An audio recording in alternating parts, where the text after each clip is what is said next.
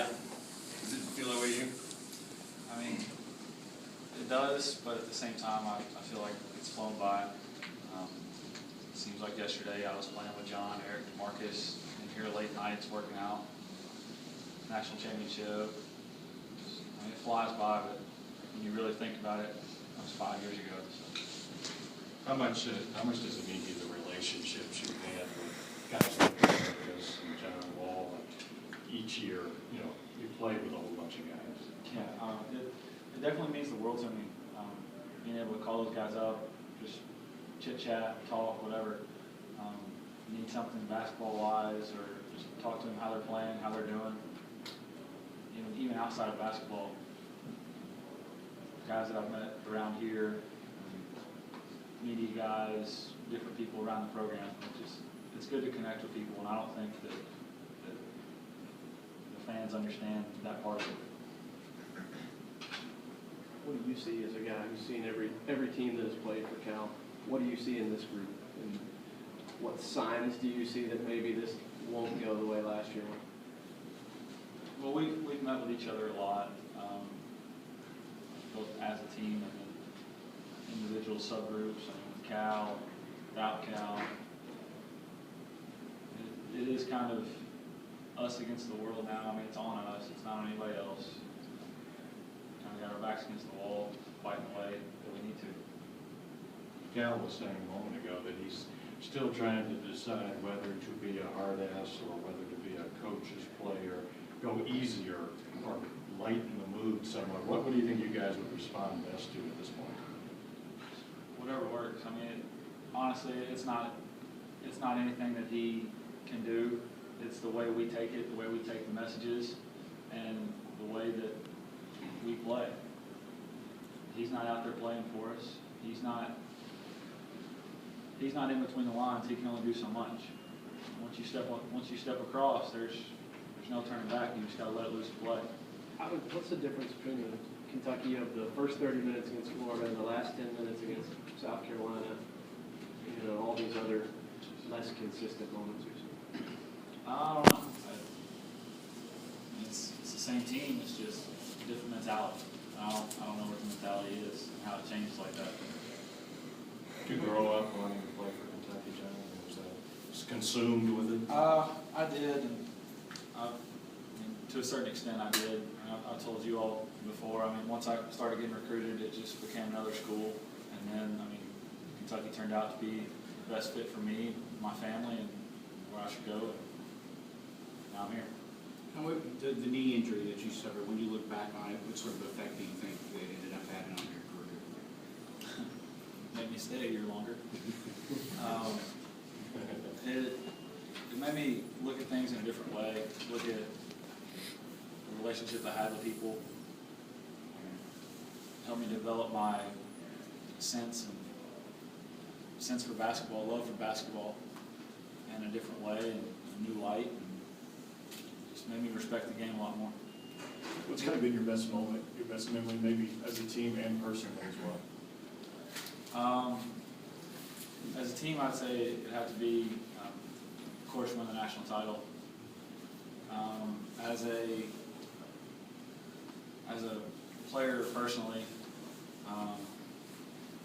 I really enjoyed spending the last 4 years with this young man, Jared Polson over here.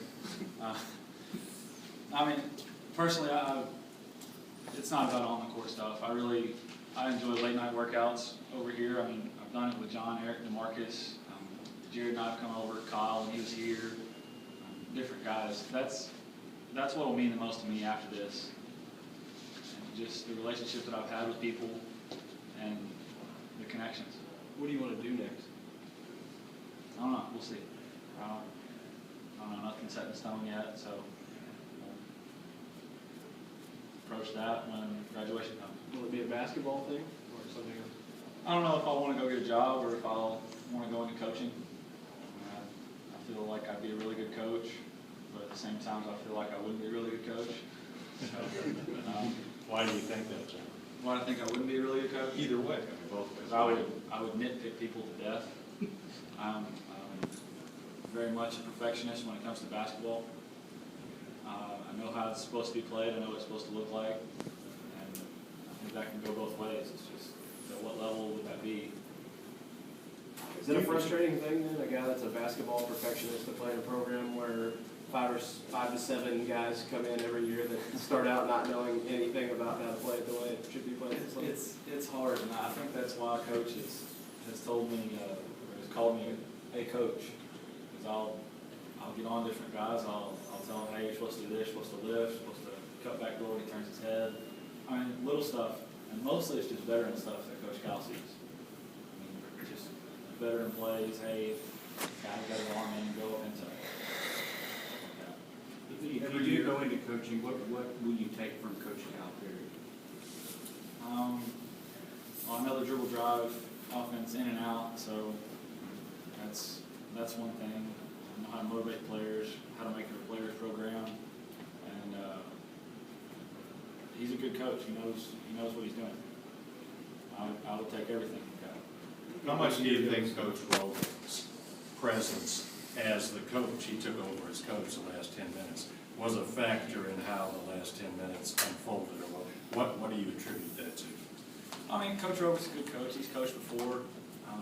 He was a head coach. He knows what he's talking about. I mean, it's not like he brought in some Joe Schmo from off the street to finish the game. I mean, he's an assistant coach, associate head coach for a reason. He knows what he's talking about. I don't know if that affected the game or anything, but it was new light, fresh air, I guess. I don't know. I think every year in preseason you got to ask, you know, if you think about going somewhere else where maybe you'd play more and shoot more and do all that sort of stuff. Any regrets as you get to the end of it that you didn't try that? No regrets at all. I wouldn't trade this for anything.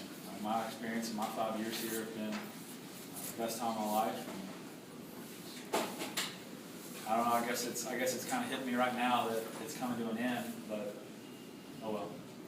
Would you look back on the Mississippi State game with a lot of fondness? I mean, that was you played a key role in that game. It doesn't really matter what role I played. A win's a win. I played 5 seconds in the loss against South Carolina. It was a loss, so that'll haunt me. It was a loss. Games that I don't play, we lost. We won. I mean, I'll still remember those the same way. Do you think you'll look back in like 5 years and see all these guys in the NBA that you've played with and really reflect and be like, oh, that's amazing that I was able to play with all of these guys? Yeah, hopefully I'm sitting in whatever arena they're playing in thinking that and call them up and get some tickets. But I will. I'll keep in touch with every guy that I've played with here. I mean, NBA or not. I'll keep a good relationship with Coach Robick, and we've always had one, and I'll see where I go. John, what do you think? You've seen behind the curtain. I think I asked Jared the same thing. What's behind the curtain that maybe most fans don't realize or appreciate? All the hard work. They don't see the hard work that we put in the summer. I think some fans think that we just go home and take a break all summer and don't do anything, just sit there. No, we're here, we're running, constant workout. We do late night workouts with different coaches, weightlifting. They don't see all the hard work. Even what Cal means when he says it's hard to have fun here. No. I'm having a blast. I can see if you're not playing, if you have the wrong attitude, wrong approach to it, I can see that.